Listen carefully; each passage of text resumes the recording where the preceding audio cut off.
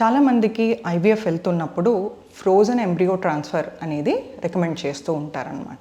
అలా frozen embryo పెట్టుకున్నప్పుడు మరి అది ఫ్రెష్ ఎంబ్రియో లాగానే హెల్దీగా ఉంటుందా అండ్ సక్సెస్ రేట్ కూడా సిమిలర్గా ఉంటుందా అనే డౌట్స్ ఉంటాయన్నమాట. సో ఇలా మనం గమనించినట్టయితే ఫ్రోజన్ ఎంబ్రియో ఏదైతే ఉంటుందో మనకు ప్రీవియస్గా ఐవీఎఫ్ పద్ధతి స్టార్ట్ అయిన ఇయర్స్లో దాన్ని స్లో ఫ్రీజింగ్ ద్వారా ఫ్రీజ్ చేసేది వాళ్ళనమాట.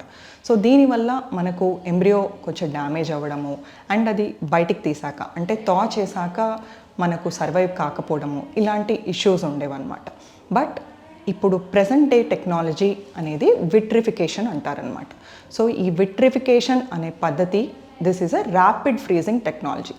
సో దీనివల్ల మనకు ఎంబ్రియో డ్యామేజ్ ఛాన్సెస్ తక్కువగా ఉంటాయి అండ్ ఎంబ్రియో సర్వైవల్ మనకు థా చేశాక బయటికి తీసాక ఎంబ్రియో సర్వైవల్ ఛాన్సెస్ అనేవి స్లో ఫ్రీజింగ్తో కంపేర్ చేస్తే బెటర్గా ఉంటాయి అన్నమాట. మరి ఈ ఫ్రెష్ ఎంబ్రియోకి ఫ్రోజన్ ఎంబ్రియోకి ఏమన్నా జెనెటిక్ అబ్నార్మాలిటీ వైజ్ కానీ లేదు అంటే సర్వైవల్ వైజ్ కానీ ఏమైనా డిఫరెన్సెస్ ఉంటాయా అని చూసినట్టయితే జెనెటికలీ మనకు fresh embryo and frozen embryo will be the same.